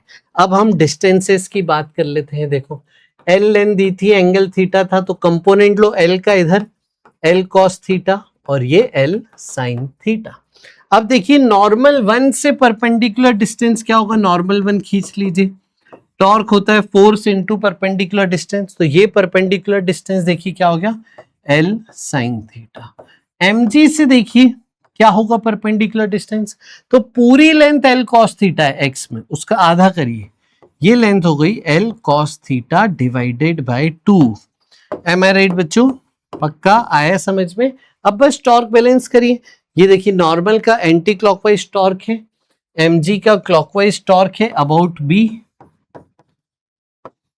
तो anticlockwise torque equal to clockwise torque balance कर दिया जाए तो हमें मिलेगा N1 L sin theta equal to mg L by 2 cos theta.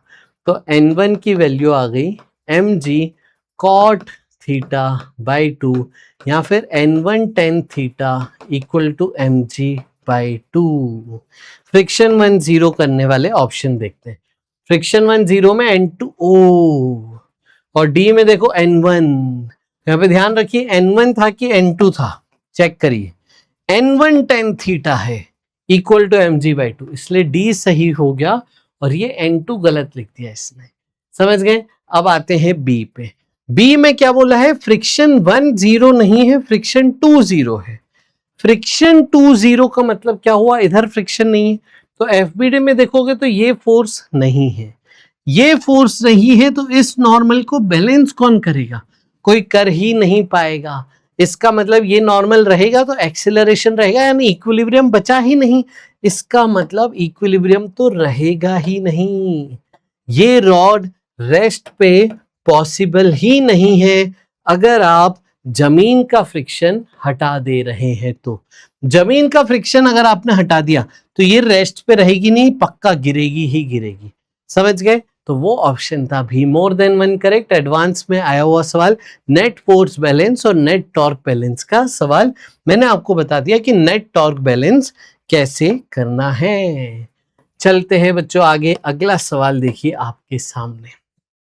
एक रॉड है m मास l लेंथ की, रॉड को हिंज कर दिया है, रस्सी से दूसरा ब्लॉक कनेक्ट कर दिया है, वो भी सेम मास का है, और पूछा है एक्सेलरेशन ऑफ द ब्लॉक बताइए। आइए इस सवाल को सॉल्व करना मैं आपको सिखाऊं। देखिए रॉड है, यहां से रस्सी कनेक्टेड थी, ठीक है। रॉड का अकेले का फुल बॉडी डायग्राम बनेगी तो mg नीचे लगेगा सेंटर ऑफ मास से, टेंशन इधर। तो आप देखिए torque equal to I alpha equation कैसे बनेगी। देखिए टेंशन का टॉर्क ऊपर की तरफ है, mg का नीचे की तरफ है, नेट में ये ऊपर जाएगा और ब्लॉक नीचे आएगा अगर मैं मानूं। इसी सेंस में कौन टेंशन दे रहा है, देखो टेंशन दे रहा है तो torque force into perpendicular distance L। Tension का टॉर्क बड़ा होगा, mg का अपोजिट है ना तो माइनस करना पड़ेगा, और mg की डिस्टेंस हिंज से perpendicular L/2 equal to corner के अबाउट है तो ml²/3 अल्फा। तो यहां से देखिए आपकी रिलेशन एक बन रही है T minus mg equal to ml alpha. ये पहली इक्वेशन हमारी बनी। दूसरी इक्वेशन ब्लॉक के लिए simple, mg tension acceleration, mg minus tension equal to mass into acceleration. ये हमारी दूसरी इक्वेशन बन गई। तीसरी इक्वेशन होती है a और अल्फा में रिलेशन। जो ब्लॉक चल रहा है उसके लिए ट्रांसलेशनल मोशन की इक्वेशन, जो ब्लॉक यहां पे रोटेट कर रहा है, कई रॉड जैसे रोटेट कर रही है, उसके लिए torque equal to I alpha की इक्वेशन, जो चल रहा है उसके लिए F equal to M A की इक्वेशन। एम आई राइट बच्चों? यस। तो अगर ये इक्वेशंस आप यूज करते हैं तो तीसरी इक्वेशन भी लगानी पड़ेगी, कंस्ट्रेंट रिलेशन की इक्वेशन। आइए मैं बताऊं वो रिलेशन कैसे निकालेंगे। अब ध्यान से फोकस कीजिए। देखिए ये अल्फा से घूमी, इस पॉइंट ए का एक्सेलरेशन बताइए, टेंजेंशियल एक्सेलरेशन। तो ए का टेंजेंशियल एक्सेलरेशन होगा R alpha, R is centre hinge से दूरी एल अल्फा। ये एक्सेलरेशन ऑफ ए पॉइंट हो गया। अब ए पॉइंट रस्सी से इस ब्लॉक से कनेक्टेड है, ब्लॉक का एक्सेलरेशन मैं मान लेता हूं एक्सेलरेशन ऑफ ब्लॉक।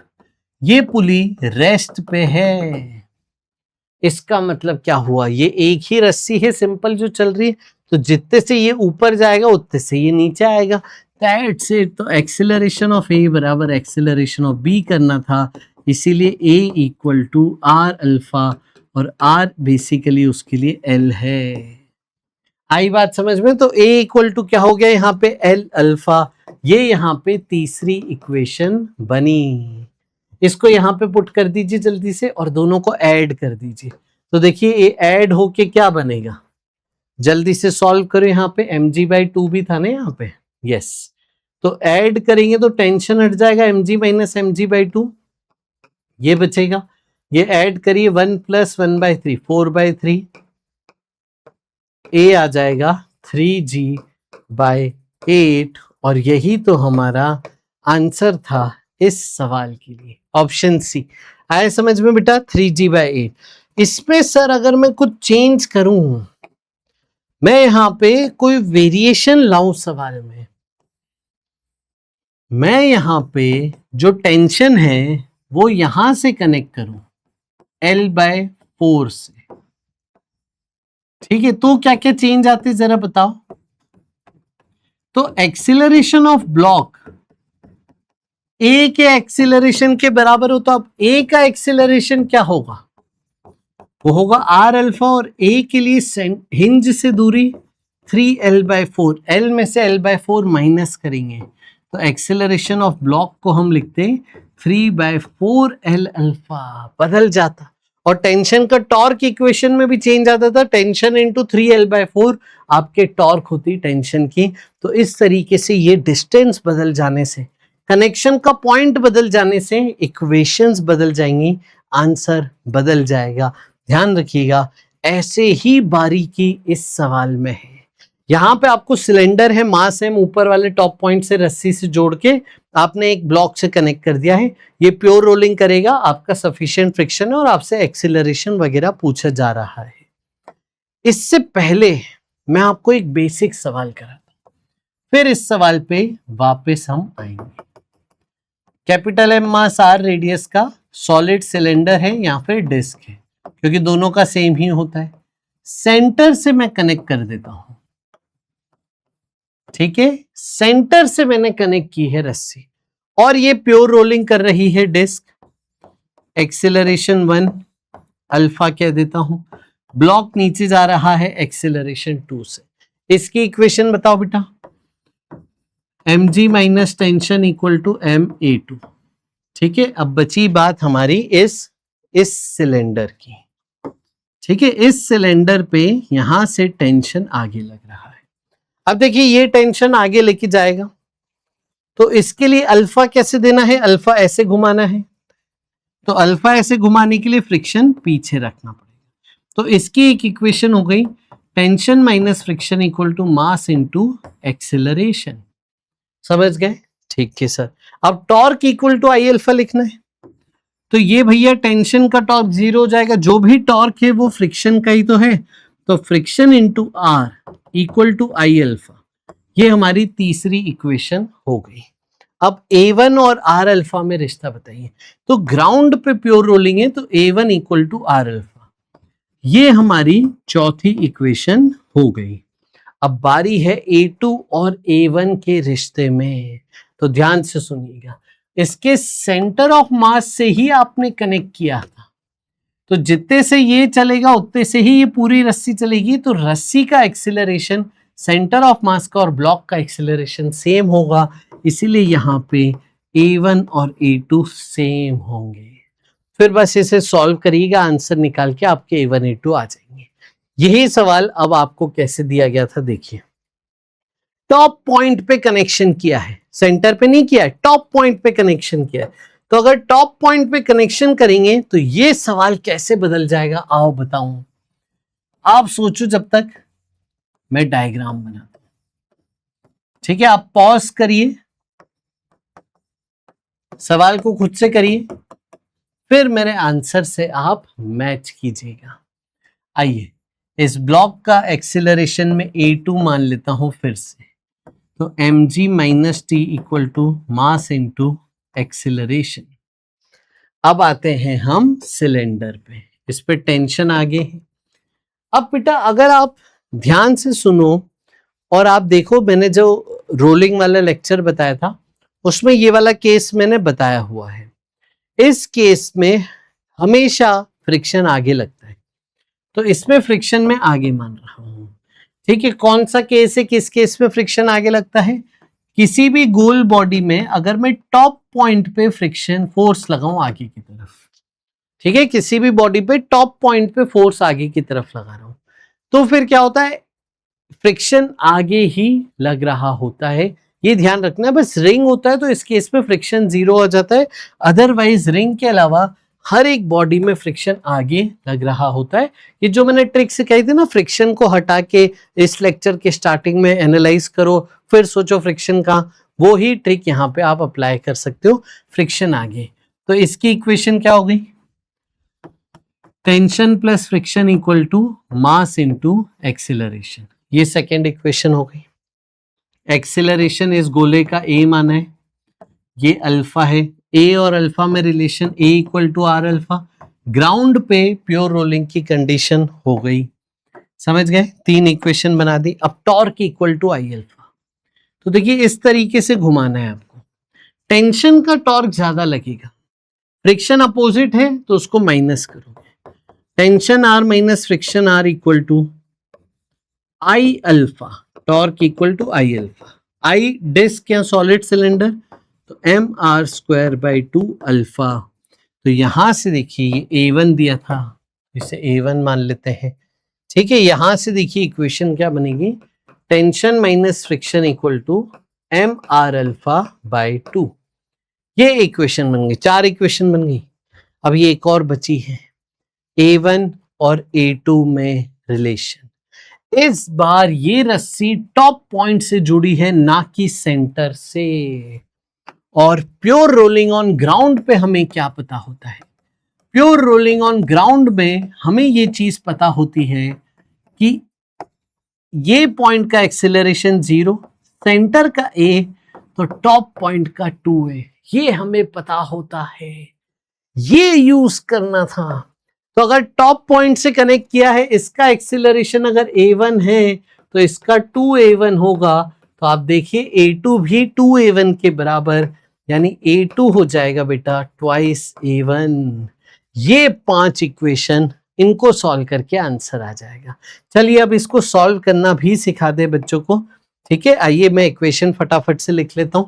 और ब्लॉक के लिए mg minus tension equal to mass into acceleration, ये ब्लॉक की इक्वेशन हो गई।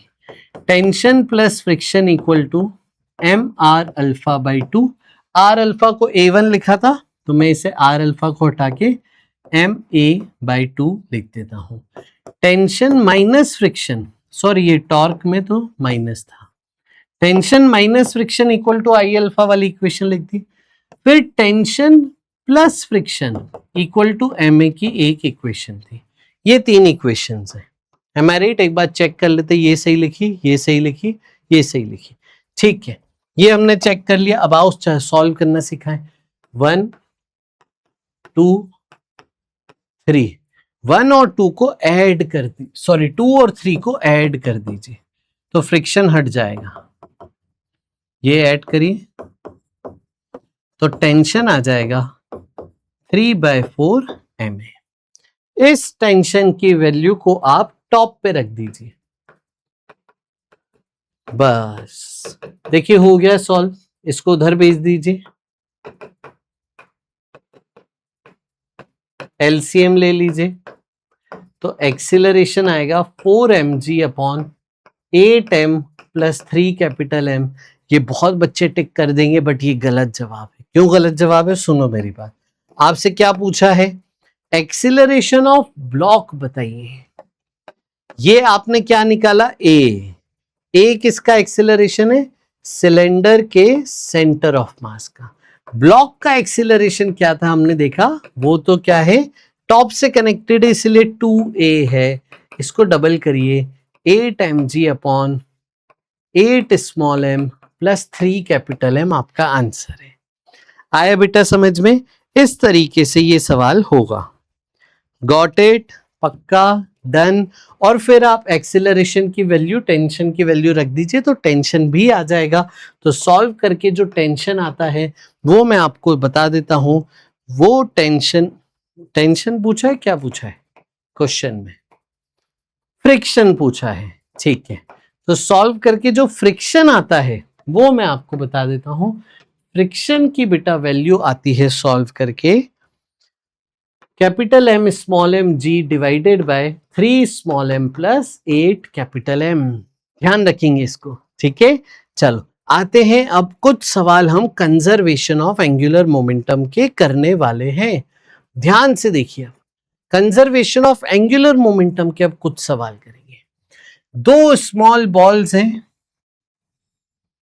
A और B, दोनों का मास सेम है। इनको ज्वाइन किया है रॉड से। रॉड की लेंथ है L। रॉड को सेंटर पे क्लैंप किया था। लाइट रॉड है, मतलब मासलेस रॉड है, मतलब रॉड का मोमेंट ऑफ इनर्शिया, मास वगैरह सब 0 लेना है, ठीक है।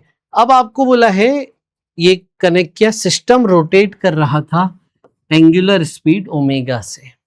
एक पार्टिकल P m मास का यहां पे रास्ते में कनेक्टेड था। तो हुआ क्या, ये रोटेट करते करते A जो है P से टकराया, और P इससे टक्कर के बाद क्या हो चुका है? चिपक गया। P इससे टक्कर के बाद चिपक गया। चिपकने के बाद नई एंगुलर स्पीड आपको बतानी है। देखिए ऐसे सवालों में हम कंजर्वेशन ऑफ एंगुलर मोमेंटम करते हैं।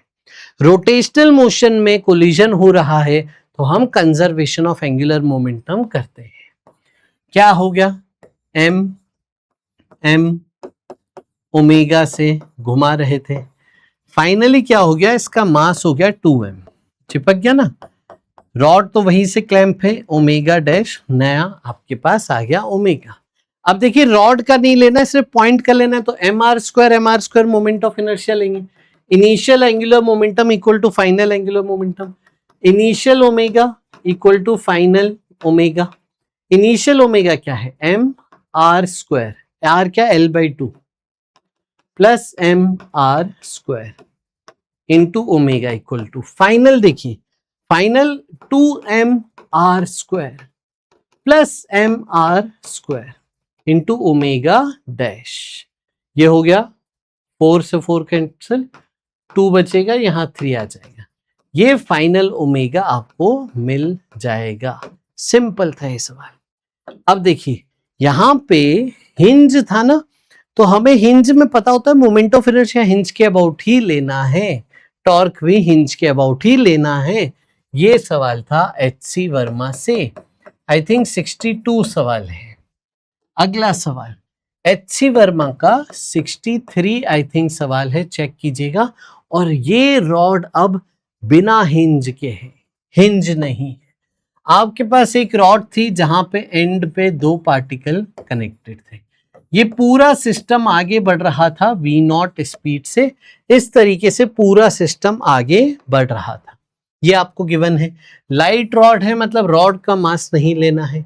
2 स्मॉल बॉल, दोनों का मास m है। सिस्टम आपने V0 स्पीड से हॉरिजॉन्टल सरफेस पे चला रहे हो, मतलब mg बैलेंस है, mg का कोई दिक्कत नहीं है। नॉर्मल ने mg को बैलेंस कर दिया है। A particle p of mass m is kept at rest on the surface. यहां पे भी सेम कहानी, p पॉइंट m मास का सरफेस पे रेस्ट पे रखा हुआ था।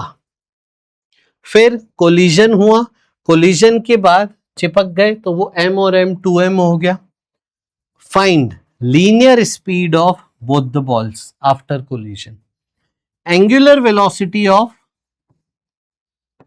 Rod after collision, velocity of centre of mass of system after collision. आइए अब इसकी बात करते हैं हम। ये ना फ्री स्टेट में थी रॉड, ये रॉड हिंज नहीं थी, तो अगर ये घूमेगी तो ये किस पॉइंट के अबाउट घूमेगी बताओ, ये सोचना था। तो जब ये घूमेगी तो हमें ये सोचना था ये सिस्टम के सेंटर ऑफ मास के अबाउट घूम रही होगी। अब क्योंकि एक तरफ मास डबल m हो जाएगा, दूसरी तरफ m, तो सिस्टम का सेंटर ऑफ मास सेंटर पे नहीं होगा। इसीलिए ये ना बोलना कि रॉड सेंटर के अबाउट घूमेगी, ना ना ना, रॉड यहां 2m मास के about, centre of mass of system के अबाउट घूम रही होगी। क्योंकि अब 2m मास हो गया, m मास हो गया, तो सेंटर नहीं है सेंटर ऑफ मास, सिस्टम के सेंटर ऑफ मास के अबाउट रॉड घूम रही होगी। इसीलिए आफ्टर कोलिजन अगर मैं डायग्राम बनाऊं तो ये मैं इस तरीके से डायग्राम बनाऊंगा, ठीक है, ये रहा।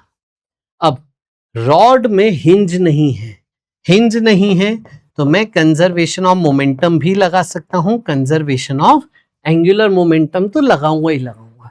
पिछले सवाल में हिंज था, हिंज के कारण हिंज के फोर्सेस आते हैं, उन फोर्सेस के कारण कंजर्वेशन ऑफ मोमेंटम यहां पे नहीं लगा सकते, कंजर्वेशन ऑफ एंगुलर मोमेंटम ही लगा पाते हैं। लेकिन जब रॉड हिंज नहीं है तो कोई भी फोर्स नहीं है, इसलिए कंजर्वेशन ऑफ मोमेंटम भी और कंजर्वेशन ऑफ एंगुलर मोमेंटम भी। तो चलिए पहले कंजर्वेशन ऑफ मोमेंटम अप्लाई करते हैं। Initial momentum equal to final momentum, initial momentum ये रहा, फाइनल मोमेंटम हम मानेंगे सारा मास सेंटर ऑफ मास पे रख दिया और वेलोसिटी सेंटर ऑफ मास की। तो देखिए velocity of centre of mass आ गई 2v0/3। जो हमसे बी पार्ट में पूछा था velocity of centre of mass, वो हमने पहले निकाल लिया 2v0/3। अब बारी है कंजर्वेशन ऑफ एंगुलर मोमेंटम की। अब आपके मन में विचार आएगा कि कंजर्वेशन ऑफ एंगुलर मोमेंटम किस पॉइंट के अबाउट मैं लिखूं सर। बहुत अच्छा सवाल है। तो आपको ये सोचना है किस पॉइंट के about, about point O. O point है जो जस्ट सिस्टम के सेंटर ऑफ मास वाले लेवल पे है। ग्राउंड वाला पॉइंट मान सकते हैं, इसीलिए रेस्ट वाला पॉइंट ले सकते हैं, तो कोई सूडो फोर्स के भी कंसेप्ट नहीं आएंगे। अब जमीन पे एक पॉइंट है ओ जो सिस्टम के सेंटर ऑफ मास के लेवल पे है, उसके अबाउट आप कंजर्वेशन ऑफ एंगुलर मोमेंटम कीजिएगा। अब आइए सिस्टम का हम सेंटर ऑफ मास की पोजीशन सबसे पहले निकालें। ये m, ये 2m, ठीक है, ये पूरी लेंथ है l। तो देखो ये डायरेक्ट आप कह सकते थे ये l/3 और ये 2l/3 डिस्टेंस आ जाएगा, ये आप डायरेक्ट कह सकते। चलो अगर आप ये नहीं कह पाए तो इसके कोऑर्डिनेट 0 0 रख देना, इसके coordinate l0, centre of mass का y coordinate equal to m1 y1 plus m2 y2 upon m1 plus m2 कर देना, ठीक है। इससे भी आपका y coordinate of centre of mass देखिए आ गया l/3, मतलब यहां से l/3 और यहां से 2l/3, इस तरीके से आपका होगा। अब मोमेंट ऑफ इनर्शिया निकालते हैं। Centre of mass of system के अबाउट, रॉड तो है नहीं तो रॉड का लेना नहीं है, तो इसका ले लीजिए पॉइंट मास का m r square plus m r square, ठीक है। चल 2 4 6/9, इसका मतलब 2/3 ml स्क्वायर। ये हमने मोमेंट ऑफ इनर्शिया सिस्टम का ले लिया। शुरुआत की बात करते हैं। m मास v0 से जा रहा था, m मास v0 से जा रहा था, o पॉइंट ये दूरी 2l/3, ये दूरी l/3। एंगुलर मोमेंटम इसका m v r, इसका angular momentum m v r, किसके अबाउट? सिस्टम के सेंटर ऑफ मास के अबाउट, ठीक है। अब डायरेक्शन देखो, ये ऐसे घुमा रहा है o के अबाउट और ये ऐसे घुमा रहा है, तो अपोजिट डायरेक्शन हो गया ना, इसीलिए इनिशियल एंगुलर मोमेंटम जो था सब्ट्रैक्ट करेंगे इन दोनों का और वो आंसर आया m v0 l/3 और नेट सेंस इस तरफ।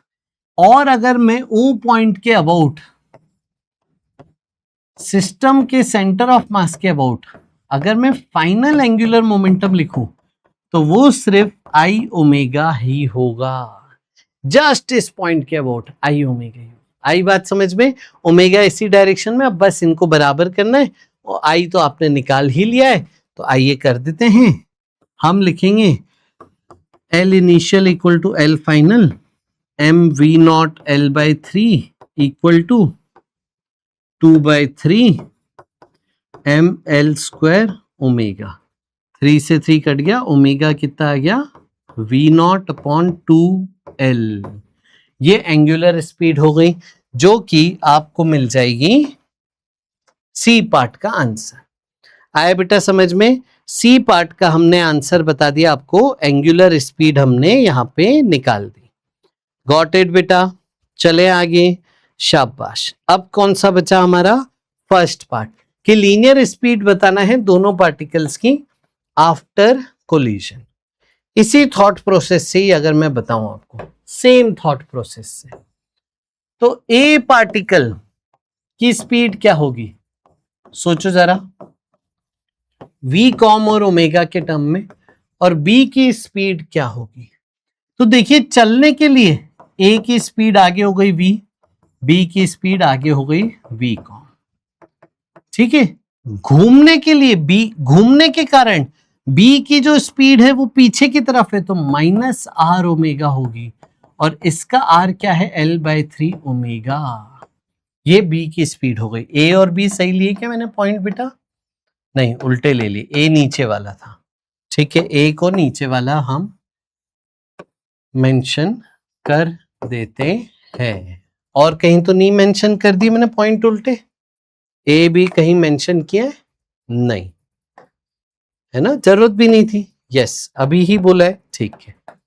आ जाइए, तो ए नीचे बी ऊपर। ए की speed v minus l/3 omega है, और ये बी पॉइंट की जो स्पीड है उसमें v कॉम इधर और r ओमेगा भी आप देखोगे इस तरफ आएगा, तो प्लस आर ओमेगा, और इसका आर सेंटर ऑफ मास से वो हो जाएगा 2L/3 इंटू ओमेगा। ये आप सॉल्व करना, v कॉम और ओमेगा की वैल्यू रख के, ये आ जाएगा v, और ये सॉल्व करिएगा, ये आ जाएगा v0/2। समझ गए बेटा? चलो आगे चलते हैं। अब हम कंसेप्ट सीखेंगे बेटा इंस्टेंटेनियस एक्सिस ऑफ रोटेशन का। किसका कंसेप्ट सीखेंगे हम? Instantaneous axis of rotation. आइए वो सिखा देता हूं मैं। इंस्टेंटेनियस एक्सिस ऑफ रोटेशन, एक प्रकार से आप सोचो ये इंस्टेंटेनियस हिंज है। क्या सोच रहे हो? एक प्रकार से ये इंस्टेंटेनियस हिंज है। मतलब समझना, सोचो एक बॉडी है, वो रोटेट भी कर रही है, घूम भी रही है, चल भी रही है, घूम भी रही है, तो आप इसको क्या बोलोगे? ये combined rotational plus translational motion है। Combined rotational plus translational motion है। ठीक है, चले। अगर मैं इसको IAOR पॉइंट के अबाउट ढूंढता हूं, सपोज ये पॉइंट IAOR है, तो IAOR पॉइंट के अबाउट इसका मोशन प्योर रोटेशनल मोशन कहलाएगा। समझ गए? इसको क्या बोलोगे आप? कि ये बॉडी चल रही है और सेंटर के अबाउट घूम रही है, घूमते घूमते आगे चल रही है, तो इसके मोशन को आप देख के क्या बोलोगे? कि सर ये चल भी रहा है, ट्रांसलेट भी कर रहा है, घूम भी रहा है और सेंटर के अबाउट घूम रहा है। लेकिन जब मैं IAOR का कंसेप्ट लेता हूं, तो मैं उस पॉइंट को हिंज मान लेता हूं सिर्फ उस इंस्टेंट के लिए, और पूरा सिस्टम में बोलता हूं पूरी बॉडी इस हिंज के अबाउट प्योर रोटेशनल मोशन कर रही होती है। अगर मैं काइनेटिक एनर्जी बॉडी का लिखूं इस सेटअप के थ्रू, तो half mv com square plus half I omega square, और I सेंटर ऑफ मास के अबाउट लेंगे। यहां पे मैं काइनेटिक एनर्जी बात करूं बॉडी की, तो हाफ I ओमेगा स्क्वायर और I IAOR के अबाउट लेंगे। अब देखिए ये बात और ये बात सेम ही है, सेम इंस्टेंट पे बात हो रही है। इसी को देखने का नजरिया ग्राउंड से ऐसा है, इसी को देखने का नजरिया इंस्टेंटेनियस हिंज मान के ऐसा है, तो ये दोनों काइनेटिक एनर्जी सेम आएंगी बच्चे। समझ में आया? इंस्टेंटेनियस एक्सिस ऑफ रोटेशन की स्पीड 0 होती है, रेस्ट वाला ये पॉइंट होता है। ठीक है, चले। हिंज है ना, उस पॉइंट पे इंस्टेंटेनियसली रेस्ट पे होना चाहिए। तो अब बताओ, अगर आप ये प्योर रोलिंग करवा रहे हो, अगर आप ये प्योर रोलिंग करवा रहे हो, तो इसके लिए IAOR कौन सा पॉइंट है? कौन सा वो पॉइंट है जो रेस्ट पे होगा? वो होता है पॉइंट ऑफ कांटेक्ट। तो P है इंस्टेंटेनियस एक्सिस ऑफ रोटेशन। आप करके देखना, इसकी काइनेटिक एनर्जी निकालना इस फॉर्मूले से, और इसके अबाउट इस फॉर्मूले से काइनेटिक एनर्जी निकालना, वो सेम आएगी। तो इस वक्त ये पॉइंट रेस्ट पे है, तो इस वक्त इसको हिंज मान के पूरी बॉडी को इसके अबाउट प्योर रोटेशनल मोशन माना जा सकता है। फर्क इतना है कि ये कंबाइंड रोटेशन प्लस ट्रांसलेशनल, ये प्योर रोटेशनल मोशन। और देखिए, और हम कैसे करें? मान लीजिए एक रॉड है, इसके अलग अलग पॉइंट्स की अलग अलग स्पीड दी है। इसकी स्पीड देखो दे दी है 10, इसकी स्पीड दे दी है 2। अब बोला है आप बताओ मेरे को, इस पॉइंट पे इस रॉड में इंस्टेंटेनियस एक्सिस ऑफ रोटेशन कहां होगा? IAOR कहां होगा? आप बोलोगे ऐसा पॉइंट जिसकी स्पीड 0, 10 से फिर डायरेक्शन चेंज हो गया, तो 10 से कम होते होते किसी एक पॉइंट पे स्पीड 0 हो रही होगी। मानते हो ये बात? तो अब अगर मैं स्पीड का वेक्टर बनाऊं, तो ये वेक्टर स्पीड के बन गए। ठीक है, ऐसे वेक्टर बन जाएंगे स्पीड के। यस, हटा दीजिए, ये रहा। ठीक है, इस तरीके से आपका ये सेटअप बन गया। तो अगर आप इन दोनों वेक्टर को जोड़ दो, तो देखो दो सिमिलर ट्रायंगल बन गए। इन सिमिलर ट्रायंगल को सॉल्व करके आप IAOR की पोजीशन निकाल सकते हैं।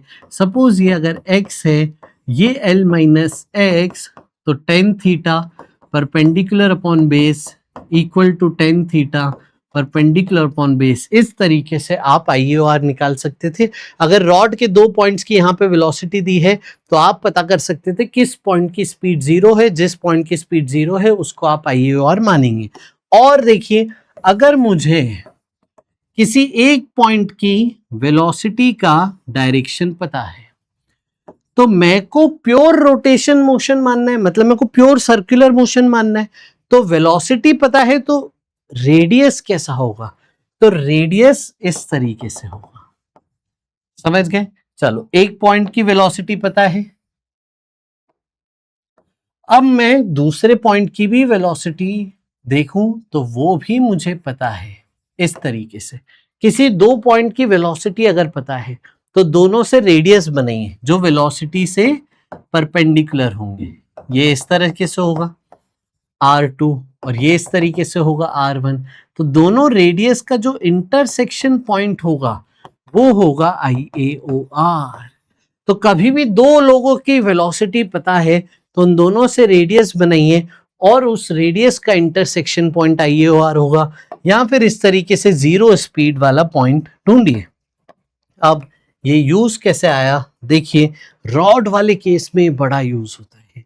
जैसे ये सवाल है, एक रॉड है, रॉड आपको बोला है इस तरीके से लैडर जैसे सवाल था वैसा है, यूनिफॉर्म थिन रॉड है, मास m है, लेंथ L है, ये स्लाइड हो रही है, स्लाइड हो रही है, सब कुछ फ्रिक्शनलेस है, ठीक है, कोई भी फ्रिक्शन नहीं है। एट पर्टिकुलर इंस्टेंट रॉड का एंगल x एक्सिस से थीटा है और लोएस्ट पॉइंट की स्पीड v है।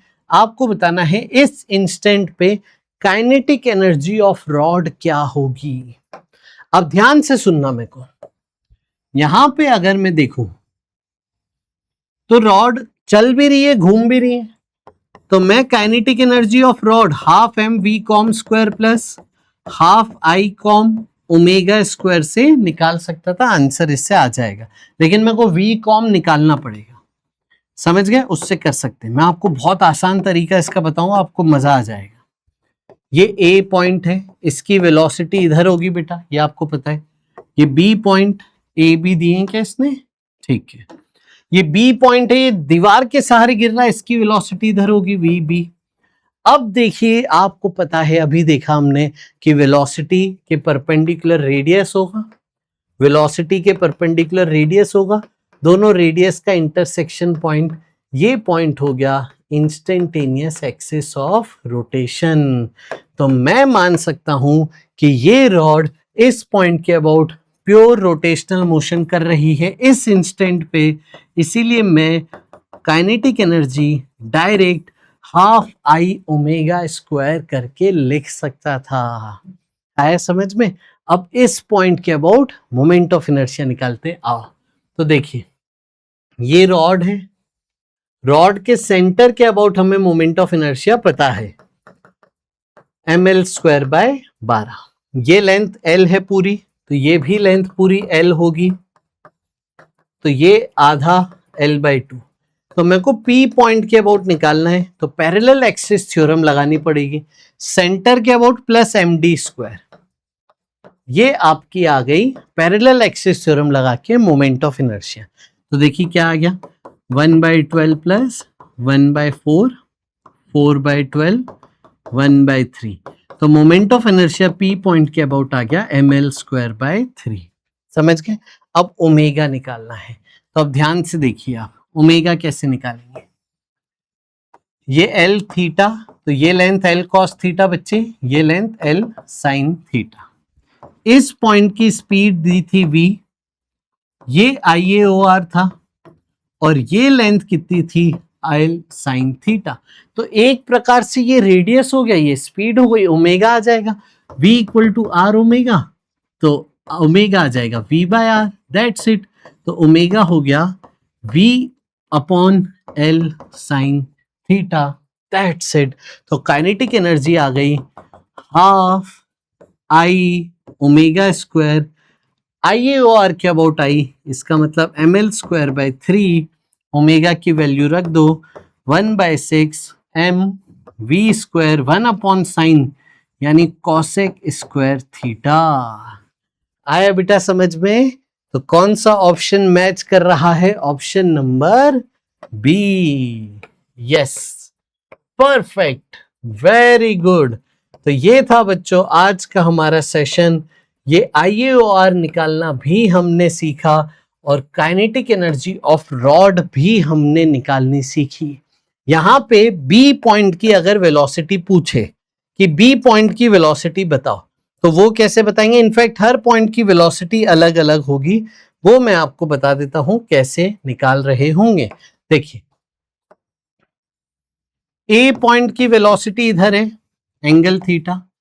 बी पॉइंट की वेलोसिटी इधर, ये एंगल 90 माइनस थीटा। तो दोनों की वेलोसिटी अलोंग रॉड सेम रखनी है, ये कंसेप्ट है, ठीक है। तो अलोंग रॉड, तो v का इधर कंपोनेंट v cos थीटा और b का इधर component vb sin theta balance करना है। इसको रखेंगे तो आप देखिए स्पीड ऑफ b आ जाएगी v cot थीटा। इस तरीके से हर एक पॉइंट की स्पीड अलग अलग होगी। तो अगर मैं इंडिविजुअल पार्टिकल की काइनेटिक एनर्जी लिख के इंटीग्रेट करूं तो भी निकाल सकते थे, वो यही आपको मिलेगा। आई बेटा बात समझ में? तो आपको सबसे अच्छा तरीका बता दिया मैंने, ये यहाँ पे कॉसेक स्क्वायर थीटा है, सबसे अच्छा तरीका रॉड की काइनेटिक एनर्जी लिखने का। एक और देखिए आपके सामने छोटा सा सवाल, अगर मैं रॉड को बिना दीवार के सहारे सिर्फ फ्रिक्शनलेस जमीन पे, स्मूथ जमीन पे छोड़ दूं, ये गिरने लगेगी, रिलीज कर दूं रॉड को, है ना, हल्का सा थोड़ा सा गैप देखिए, हल्का सा ऐसे हल्की सी हवा का झोंका आया, ये गिरी और ये गिरने लगी। अब बताइए इंस्टेंटेनियस एक्सिस ऑफ रोटेशन क्या होगा इसमें? आओ बताओ। तो ये रॉड थोड़ी देर बाद टेढ़ी हो जाएगी, इस पॉइंट की वेलोसिटी इधर होगी, तो रेडियस ऐसे बना देंगे, है ना। अब देखिए इस पॉइंट की वेलोसिटी स्ट्रेट नहीं होगी क्योंकि दीवार के सहारे नहीं है। अगर मैं इस पूरी बॉडी पे फोर्स देखूं तो mg और नॉर्मल है, x डायरेक्शन में कोई फोर्स नहीं है। Acceleration of centre of mass y में आएगा बस, तो velocity of centre of mass y में आएगी बस। तो इसलिए सेंटर ऑफ मास की वेलोसिटी पता है y में होगी, तो उसके सामने रेडियस बनाओगे, इंटरसेक्शन ऑफ रेडियस IAOR, ये P पॉइंट बनेगा। आया समझ में? इससे पहले वाले सवाल में ये था इंस्टेंटेनियस एक्सिस ऑफ रोटेशन, यहाँ पे ये है। इस तरीके से अलग अलग सवालों के थ्रू आप रॉड में काइनेटिक एनर्जी निकाल सकते थे। ये सबसे अच्छा एप्लीकेशन है IAOR का। मिलेंगे बच्चों अगले सेशन में। कमेंट करके बताना आपको कैसा लगा सेशन, और भी आपको सवाल चाहिए बहुत सारे। देखिए रोटेशनल में तो सवालों के टाइप का अंत ही नहीं है, मैं पढ़ाता जाऊंगा, लेक्चर बढ़ते जाएंगे, ये अंतहीन चैप्टर है। लेकिन कहीं ना कहीं हमें एग्जाम से पहले इस चैप्टर को कंप्लीट करना पड़ेगा। तो कमेंट करके बताना और कौन कौन से एग्जाम्पल आप चाहते हैं, वो सब हम आपके लिए ला रहे होंगे। मिलेंगे अगले सेशन में। बाय बाय, टेक केयर, बहुत सारा प्यार, बहुत सारा आशीर्वाद।